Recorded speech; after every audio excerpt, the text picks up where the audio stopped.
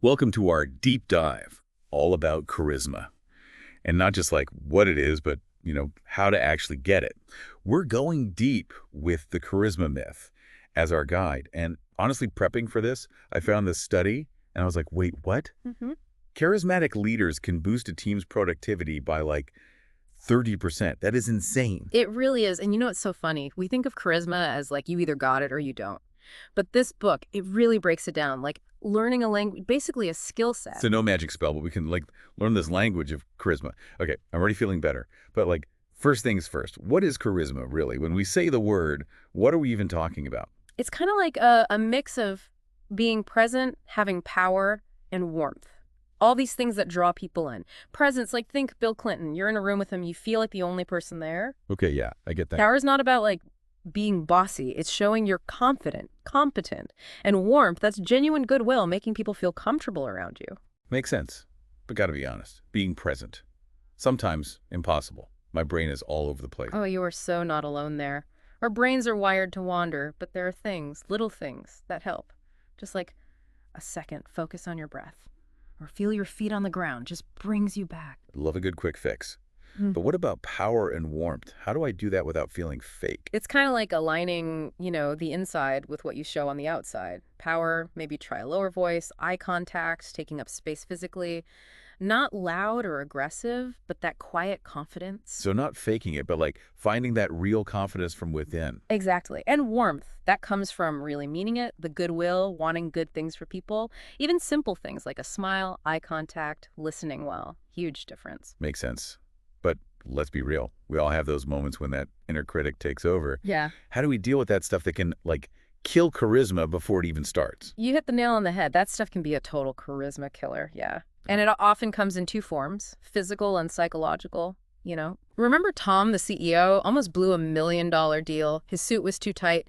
Even little things like that can throw you off. Oh, I can so relate to that. It's like when you realize your socks don't match all day, and suddenly your confidence is just gone. Exactly. So the point is, you got to be aware. Prevent if you can. Notice when it happens, and then either fix it or just explain it. Sometimes just saying, excuse me, this chair's a bit wobbly, can help everyone feel better. So be prepared and just address those little things head on. Makes sense. What about the mental stuff, though?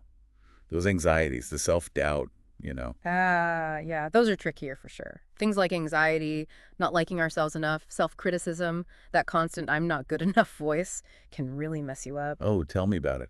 Waiting for some important call or at a party, everyone seems more successful. My mind goes crazy. It's so normal. Our brains hate uncertainty, so we fill in the blanks, and usually not in a good way. Triggers that fight or flight feeling. Oh, that explains the urge to hide under the table. Or what if you Sorry. challenge everyone to a dance-off? So how do we deal with that uncertainty anxiety? Like, can we turn off those alarms? There is a way. One really powerful technique is called the responsibility transfer. Imagine taking all that worry, pressure, and handing it over to something bigger, like the universe, whatever works for you. Wait, I just like mentally hand it over Yeah. and it's gone. Too easy. It might sound that way, but it's all about shifting how you see things, realizing you don't have to carry it all the time. Okay, I'm willing to try anything. What about that feeling of like comparing ourselves to others and then the self-doubt kicks in? Comparison, it's a trap we all fall into. Our brains, they're wired to check our status, like are we safe by comparing? Problem is, it makes you feel not good enough. Oh, for sure. And jealous. But remember, you're comparing your behind the scenes to someone else's highlight reel. That is so true. It's like comparing your bloopers to their finished movie. We all have those moments. Yeah. Exactly. And when those feelings hit, that responsibility transfer thing can help. But there's more we can do. Kind of a 3-step process to beat those inner obstacles. Okay, I'm all ears. What's the secret? First, we gotta destigmatize feeling bad. It's normal. Everyone feels it, even like the most enlightened people. Don't judge yourself. It's part of being human. So step one, it's okay to not be okay. What's next? Next, we neutralize the negativity. You know that experiment? People are counting basketball passes. They miss a gorilla walking by. Oh, yeah.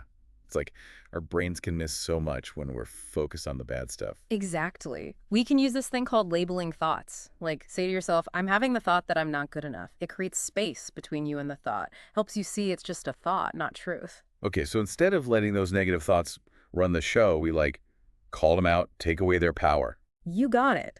And the last step is to rewrite reality. It's about changing your perspective. Asking yourself, what if this is perfect just as it is? Like, I used to get insomnia before big presentations. Instead of freaking out, I'd think, what if this makes me more relatable, more real? You turned insomnia into, like, a superpower. Impressive.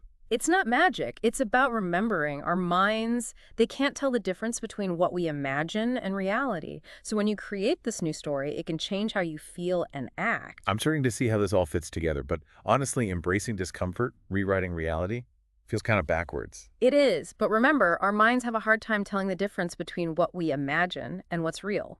So by creating a new story, a better one, we can actually change how our bodies react. Okay, I'm starting to see how it all connects. We tackle those inner obstacles, and then we can really step into that charismatic self. But is there a way to actually get comfortable with discomfort? Because that sounds like a whole other level. It is like next level stuff, but super powerful. Think about it. You're in a situation you hate. The more you fight it, the worse it feels. Oh, tell me about it. Yeah. I've wasted so much time being mad about delayed flights, traffic. But what if instead of this is awful, you focused on how it feels physically? Like the tightness in your chest, the heat in your face, By leaning into it, it can actually get better. So it's about getting curious about those bad feelings instead of being swept away by them. Yeah, it brings you back to right now, which that's key for charisma. Okay, I'm intrigued, but also scared. Where do I even start with this whole discomfort thing? Start small. Hold eye contact a little longer than normal. Talk to someone you usually wouldn't. The more you practice, the tougher you get, and that translates to more charisma. Like building up those comfort zone muscles. Yeah. All right, challenge accepted. But now we've handled the bad stuff. How do we actually create those charismatic states we've been talking about? Now that's where the fun starts. One of the best tools is visualization. Oh, visualization. I've heard athletes use that, like to get better. It's not just for athletes. Actors, entrepreneurs, all kinds of successful people use it. It's about creating this vivid picture in your mind of yourself succeeding, feeling it, seeing it, all your senses. It's like making a movie in your head where you're the charismatic star. Exactly. And the cool part, our brains, they can't always tell the difference between what we imagine and what's real.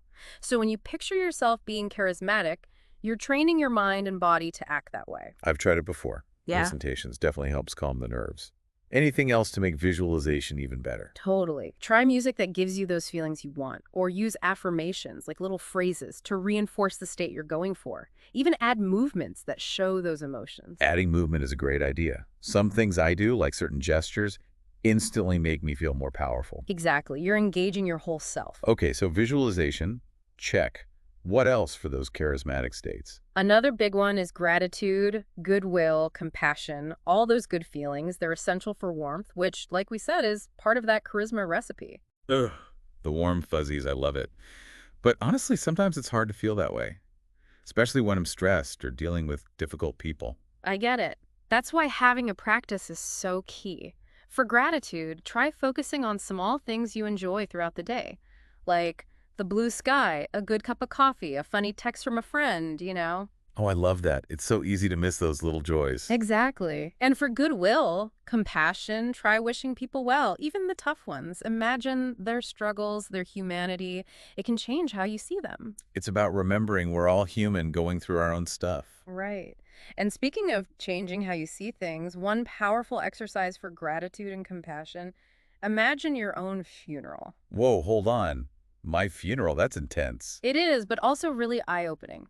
Picture your loved ones giving speeches, sharing memories. Helps you connect to what really matters, the legacy you want to leave. Wow, that would definitely put things in perspective. Like fast forwarding to the stuff that truly counts. Powerful stuff, even if it's a little uncomfortable. Okay, adding that to my to-do list, maybe after that visualization where I hand over my worries to the universe. All right. What about self-compassion? Where does that fit in with charisma? Self-compassion is huge for warmth and confidence. It's like treating yourself with the kindness you'd give someone you love. That is so much easier said than done. My inner critic is brutal. I hear you.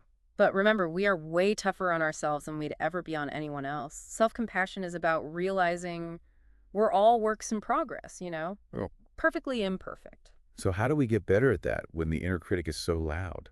One great practice is metta meditation. It's about sending good vibes to yourself and others, cultivating warmth, acceptance, forgiveness. Okay, sensing a theme here. A lot of this charisma stuff is about what's going on inside us, those good feelings. What about our bodies? Do they play a role too? A huge role. There's a powerful connection between your mind and body, how you hold yourself, posture, facial expressions, even breathing. It all affects how you feel and how people see you. So body language, basically. More than that, how you stand can actually change how you feel. Studies show that powerful postures can trigger changes in your body, making you feel more confident, in control. Wait, so if I stand tall and confident, I'll actually start feeling more confident. That's wild. Kind of like faking it till you make it, but for your emotions. I like that. We have more control than we realize. We do. And that's key for unlocking your charisma. Okay, so we've covered a lot. Visualization, gratitude, compassion, even using our body language to change how we feel. What else can we do to get ready for those moments where we want to really shine? Just like an athlete warms up before a game, we can warm up for interactions. It's about gradually building up that charisma and saving your willpower. Willpower. That thing I always run out of right when I need it most. Like a muscle that gets tired, so be smart about it. Figure out which moments need your full charisma power, and for the rest, maybe delegate, reschedule, whatever works. Great tip. It's about choosing where to put your energy, being at your best when it matters most. Exactly. And during those key moments, use your tools. Visualization, gratitude, power poses, whatever works for you. Like a whole charisma toolkit. Right. And remember, this is a process, like staying in shape. It's ongoing. So we got to keep practicing, keep getting better at it, not just a one-time thing. Exactly. And here's where it gets even more interesting. Just like there are different styles of leadership, there are different styles of charisma. Wait, different charisma styles? Now that's fascinating. Let's break down 4 of them. Focus charisma, visionary charisma, kindness charisma, and authority charisma. Okay, I'm ready. Let's start with focus charisma. What's that all about? Focus charisma, it's all about making the other person feel like they're the only one in the room, making them feel seen and heard. Like that friend who really listens. You feel like you're the only person who matters when you're talking to them. Exactly. Think Oprah Winfrey. She's the master of making her guests feel like the center of attention. It's incredibly powerful. So it's not about being the loudest or having the best stories to tell? No.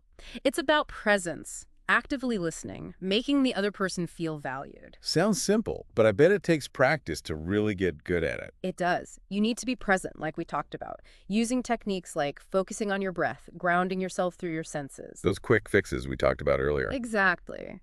You also need to really hone your listening skills. Things like mirroring, where you subtly match the speaker's body language, and minimal encouragers, like nodding and saying, uh-huh, to show you're paying attention. Like sending little signals that say, I'm with you, keep going, I'm listening. Precisely. And here's another technique, mirroring. It's about subtly reflecting the other person's body language, their posture, their tone of voice. It creates this feeling of, like, being in sync. Mirroring. Okay. I could see that being kind of creepy if it's not done right. It can be, if you're too obvious about it. The key is subtlety. You're not trying to copy them exactly, just creating a subtle harmony, like 2 dancers moving together. So it's about finding that subtle connection, but not being weird about it. Wow. Exactly. And remember, focus charisma isn't about just listening passively. It's about engaging fully, asking thoughtful questions, and showing that you genuinely care about their point of view. So it's like a dance, a back and forth between 2 people who are really connecting. That's a great way to put it. And when you master focus charisma, you become a magnet for connection and trust. All right, sign me up for that. Now let's talk about visionary charisma. This is the one that really gets me fired up. It's the charisma of leaders, of change makers, the people who inspire us to dream bigger. Yes. Visionary charisma, it's about grabbing people's hearts and minds, painting a picture of the future that's so compelling they can't help but follow. It's like that aha moment. You hear a speech or read something and your whole world shifts. And you're like, I got to do something. Precisely. Think about Martin Luther King Jr.'s I Have a Dream speech. He didn't just talk about injustice. He painted this vivid picture of a future where his kids would be judged by their character, not their skin color. It was so powerful, so moving, it got millions of people to act. I'm getting chills just thinking about it. So how do we tap into that, like, visionary charisma? Can we all be Martin Luther King Jr.? Maybe not Martin Luther King Jr., but we all have the power to share a vision that inspires others. It starts with getting in touch with your deepest beliefs, your passions, what lights you up, what change do you want to see? So we got to figure out our own vision, our purpose. Exactly. And once you've tapped into that, you can start crafting a message that really speaks to people. And it's not just the words, it's how you deliver them. Visionary charisma takes confidence, conviction, and being real emotionally. It's about believing in your message so much, it comes through in every word, every gesture, every look. Exactly. And this is where some of the stuff we talked about earlier comes in. Visualization can be huge for making you believe in your vision even more. Imagine yourself sharing your message with a crowd, feeling that passion, seeing their faces light up. Like practicing that charismatic state in your mind. Exactly. And remember, body language is so important. Stand tall, eye contact, use gestures that show energy. You're embodying your vision, not just talking about it. You become like a channel for that vision. That's a great way to put it. And being genuine is crucial. People can spot a fake a mile away. Don't try to be someone else. Embrace your style, let your passion shine. So be yourself, own your vision, your message. No need to imitate Steve Jobs or MLK. We can be our own charismatic leaders. Exactly. And remember, visionary charisma, it can be used for good or bad. Use it wisely. Okay, no starting cults or anything. Now let's switch gears to kindness charisma. This one feels like a warm hug. Kindness charisma, it's about radiating warmth, compassion, really caring about others. It's about making people feel safe, valued, connected. Like when you're with someone and they just make you feel good, they lift you up and make you feel seen. Exactly. And kindness charisma is so powerful for building relationships, handling disagreements, and making people feel like they belong. It's like the secret to having good relationships. But how do we develop that kind of charisma if it doesn't come naturally? It starts with cultivating kindness and compassion within yourself. Practices like gratitude, self-compassion, loving kindness meditation, these help you tap into that warmth and caring that's already inside you. So we got to take care of our own hearts first so we can share that with others. Precisely. And then it's about expressing that warmth through your words, your actions, and especially your body language. So it's not just what you say, it's how you say it, how you move, how you hold yourself. Exactly. Think about someone who just radiates kindness, charisma. What do you notice about their body language? Well, they probably smile a lot, make eye contact, and have a relaxed posture. They just seem approachable and inviting. Exactly. And their voice is probably gentle, their touch light and reassuring. It's about showing warmth through your whole being. It's like their presence is just a beacon of kindness. I love that. And here's the thing. Kindness charisma isn't about being a pushover or letting people take advantage of you. It's about setting boundaries while still being warm and caring. So it's being kind, but also standing up for yourself, finding that balance between compassion and self-respect. Exactly. And remember, kindness charisma, it's contagious. When you show warmth, it makes other people want to do the same, creates this ripple effect of good vibes. It's like we become these kindness catalysts, spreading warmth wherever we go. Precisely. Okay, let's move on to our last charisma style. Authority charisma. This one is often misunderstood, but it can be a real game changer when you use it right. Authority charisma, okay? That's the charisma of leaders, experts, people who command respect and make things happen. But it's easy to think it's all about being dominant or aggressive, which isn't always true. You're right. Authority charisma isn't about bullying or intimidation. It's about showing you're competent, confident, and able to make decisions, inspiring trust and making people want to follow your lead. It's like when you're with someone who just seems to know what they're doing. You feel safe and confident with them in charge. Exactly. And we get that sense of authority charisma from a few things.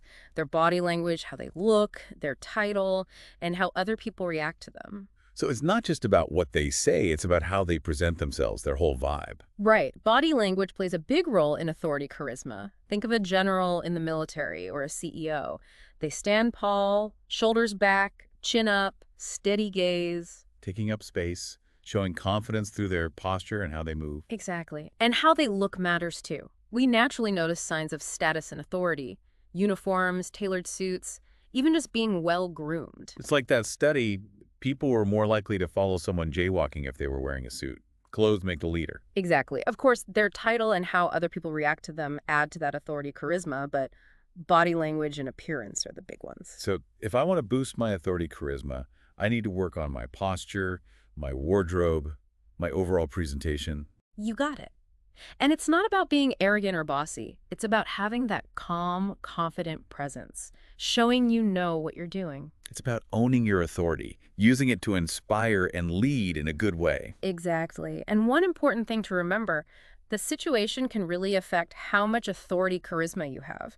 Like, if you're a young entrepreneur pitching to experienced investors, you might have to work harder to show your authority than if you're leading a team of your peers. So know your audience and adjust accordingly. Precisely. And remember, authority charisma isn't about being perfect or having all the answers. It's about being decisive, taking responsibility, and inspiring confidence in the people around you. So we've got focus, visionary, kindness, and authority charisma. Amazing that we can develop these different styles depending on what we're trying to achieve. It's about having a whole bunch of charisma tools and knowing when to use each one. Like charisma chameleons, adapting to our surroundings. Exactly.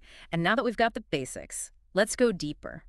The art of mastering presence, power, and warmth, the core elements of charisma. Okay, so let's dig a bit deeper into focus charisma. Yeah, I'm really into this one. It seems like it's super important for, like, anytime you want to make someone feel like you really get them, you know? It is. Think of it as like the key to connection. When someone's giving you their focus charisma, you feel seen, like you matter. It's that feeling when you're talking to a good friend and they're just totally there with you, hanging on every word. Exactly. And get this, there's actually some brain science behind this. When someone gives us their full attention, it triggers those reward centers in our brain. Whoa, so it's not just being polite, it actually changes our brain chemistry? No wonder it feels so good. It does. And you don't have to be like super outgoing or brilliant talker to have focus charisma. It's more about specific techniques. Okay, I'm ready. Lay 'em on me. Well, first, you got to notice what you do naturally. Do you interrupt a lot, get distracted easily, think about what you're going to say while they're still talking? Oh man, guilty is charged on all of those. Sometimes I get so excited to share my thoughts, I forget to actually listen. Happens to the best of us. But once you're aware, you can change it. One thing that helps is just slowing down. Pause before you talk. Take a breath. Really listen to what they're saying, not just the words, but their body language too. So it's like paying attention to their whole vibe, not just the words coming out of their mouth. Exactly. It's about tuning into their whole being. And to show them you're really present, try little things like nodding your head, saying, uh-huh, or summarizing what they just said. Like sending signals. I'm with you, keep going, I'm all ears. Exactly. And here's another one, mirroring. It's like subtly reflecting their body language, how they're sitting, their tone creates a connection. Mirroring, huh? Sounds a little creepy if you're not careful. It can be if you overdo it. Subtlety is key. You're not trying to be a copycat. Just create a little harmony, like two dancers moving together. So it's about finding that connection, but not being too obvious about it. Exactly. And remember, focus charisma isn't just about sitting there quietly. It's about being engaged, asking good questions, showing you're genuinely interested in what they think. It's a two-way street, like a dance between two people who are really clicking. I love that analogy. And when you nail focus charisma, people will trust you and want to be around you. All right, I'm sold. Focus charisma, here I come. Now let's talk visionary charisma. This one is so exciting. It's the charisma of leaders, people who make big changes, who inspire us to dream bigger. Yeah. Visionary charisma is all about captivating people, showing them a future so amazing they can't resist. It's like that aha moment when you hear a speech or read something that changes your whole worldview. Yeah. You're like, gotta get moving. Exactly. Think about Martin Luther King Jr.'s I Have a Dream speech. He didn't just talk about inequality, he painted this vivid picture of a future where his children wouldn't be judged by their skin color, but by who they were inside. It was so powerful, it motivated millions. Just thinking about it gives me chills. So how do we tap into that kind of visionary charisma? Can we all be MLK? Maybe not MLK, but we all have the potential to share a vision that moves people. It starts with figuring out what you really believe in, what you're passionate about, what are you fired up about, what do you want to change? So first, find your own vision, your own purpose. Exactly. Once you've got that, you can start creating a message that resonates with others. And it's not just the words, it's how you deliver them. Visionary charisma needs confidence, conviction, and authenticity. Like, you got to be real. You got to believe in it so much, it comes through in everything you do, everything you say. Exactly.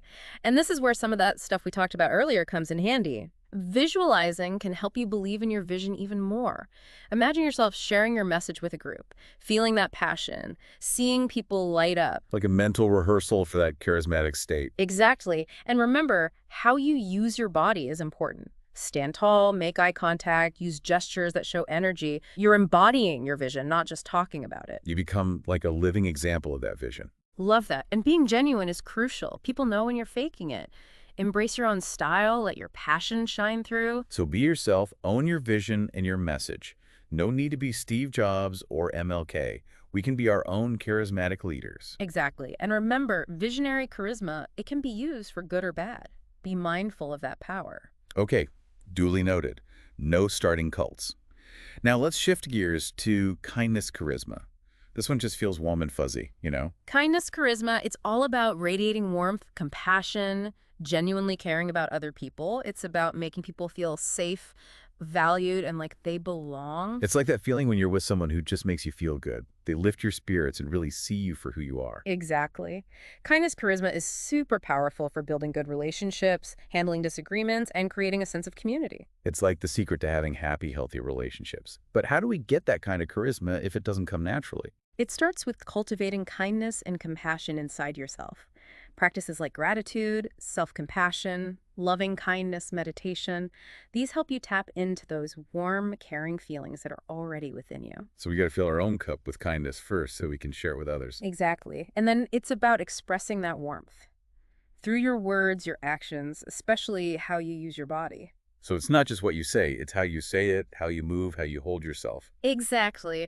Think of someone who just radiates kindness. What do you notice about their body language? Hmm. Well, they probably smile a lot, make eye contact, and have an open, relaxed posture. They seem approachable and welcoming. Spot on. Their voice is likely soft and gentle, and their touch is light and reassuring. It's about showing warmth with your whole being. It's like their whole presence just says kindness. That's a great way to put it. And remember, kindness charisma isn't about being a pushover or letting people walk all over you. You can set boundaries while still being warm and caring. So be kind, but also stand up for yourself. Find that balance between compassion and self-respect. You got it. And don't forget, kindness is contagious. When you're warm and caring, it makes other people want to be too. It creates a ripple effect. Like we become kindness ambassadors, spreading good vibes everywhere we go. Love it. All right, on to our last charisma style, authority charisma. This one gets a bad rap sometimes, but it can be really powerful when used the right way. Authority charisma, okay? That's the charisma of leaders, experts, those who command respect and get things done. But it's easy to mix that up with being bossy or aggressive, which isn't the same thing. You're right. Authority charisma isn't about bullying or being a jerk. It's about showing competence, confidence, and knowing how to make decisions. It's about inspiring trust and making people want to follow you. It's like when you're with someone and they just seem like they know what they're doing. You feel confident and safe with them in charge.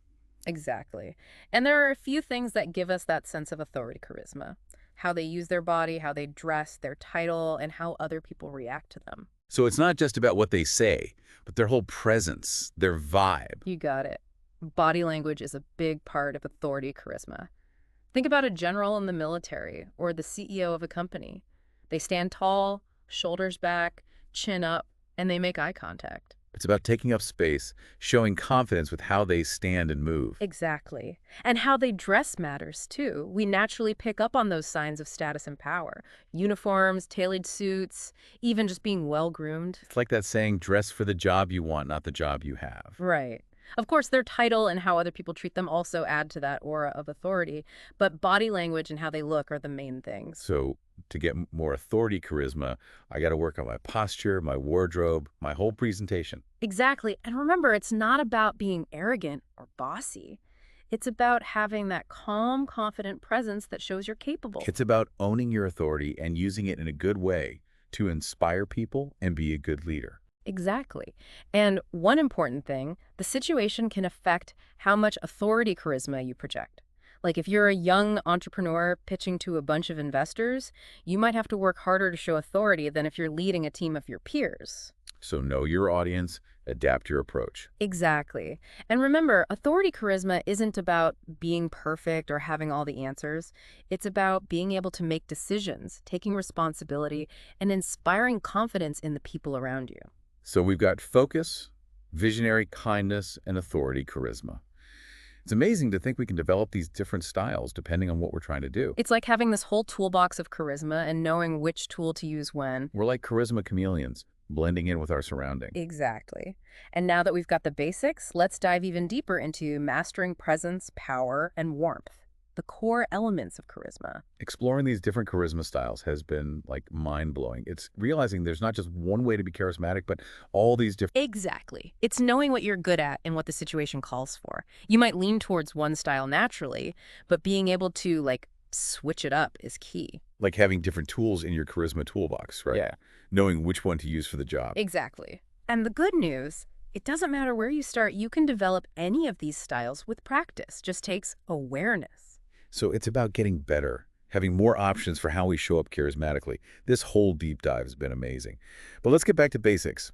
Presence, power, warmth. The foundation of charisma, for sure. And what's interesting, they all work together. When you get better at one, the others usually get stronger too. Oh, like a positive feedback loop. The more present you are, the more powerful you feel, the more warmth you give off. Exactly. Let's start with presence. That ability to be in the moment, making others feel seen and heard, it's how we connect, and the opposite of being distracted. It's like that saying, wherever you go, there you are. Yeah. But honestly, how do we actually do that? Be present when there's so much going on around us. It's a practice, not a one-time thing, and it starts with noticing. When your mind wanders, when you're stuck in the past or worrying about the future, just notice it. Don't judge yourself. Just gently bring your attention back to right now. Easier said than done, right? No. My mind is like all over the place. I hear you. But there are things that can help. One is your breath. Take some deep, slow breaths. Feel your chest rise and fall, that air going in and out. Super simple, but it brings you back. Like hitting the reset button on all the mental noise. Exactly. Another one is using your senses. Feel your feet on the floor, the air on your skin, the sounds around you. It brings you back to your body, to this moment. A sensory reboot for the brain. Exactly. And another tip, really listen when someone's talking. Don't interrupt. Don't plan your response in your head. Just be there with them. So quiet the inner voice. Give them your full attention. Exactly. And that creates space for real connection, and that's where charisma shines. Makes sense. Now, power. That can be a loaded word, you know. Mm-hmm. How do we think about power when it comes to charisma? Power, at its core, it's about influence, making things happen. And when we're talking about charismatic power, it's not being bossy. It's about confidence, competence, knowing what you're doing. So owning your expertise, your strengths, what makes you unique. Exactly. And a lot of that comes through in how you carry yourself. Think of someone who just oozes power. They probably stand tall, look you in the eye, move with a purpose. Yeah, they take up space, you know, Yeah. literally and figuratively. Right. And their voice is strong, their words matter. So how do we build that if it doesn't come naturally? You got to start by recognizing how awesome you are. Remember your wins, the tough stuff you've overcome, your skills and talents. Own your accomplishments, not in a braggy way, but in a way that boosts your confidence. Exactly. Then it's about projecting that confidence. How you stand, how you talk. Stand tall, make eye contact, speak with conviction. Even if you're nervous, fake it till you make it. Your body will follow your mind. Like stepping into that powerful role, even if it feels weird at first. Yep. Here's a trick. Power posing. Before something important, strike a pose that makes you feel strong. Feet apart, hands on hips, chest out, chin up. Hold it for a minute, you'll feel a difference. Like a superhero pose. I love it. It is. Studies show it can actually change your hormones, more confidence, less stress. Okay, power posing, check. Adding that to my routine. Now, warmth. This seems like the magic ingredient for charisma. It's the heart of charisma. It's kindness, compassion, genuinely caring for others. It's about making people feel good, safe, connected. It's that feeling you get when someone just makes you feel good being around them. Like they get you and they lift you up. Exactly. And warmth often shows up in our faces, our tone of voice, even touch. Those unspoken cues that say, I care. Think of someone warm and caring. What do you see?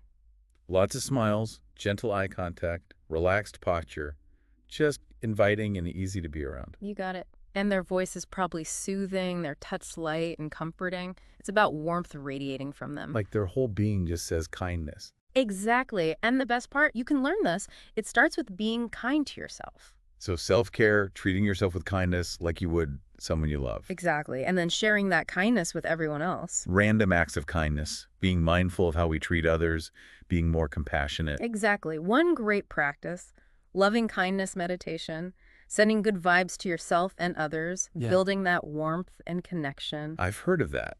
It's like saying, may you be happy, may you be well. Exactly. And it works wonders for opening your heart and boosting compassion. So we've got presence, power, warmth, the charisma trifecta.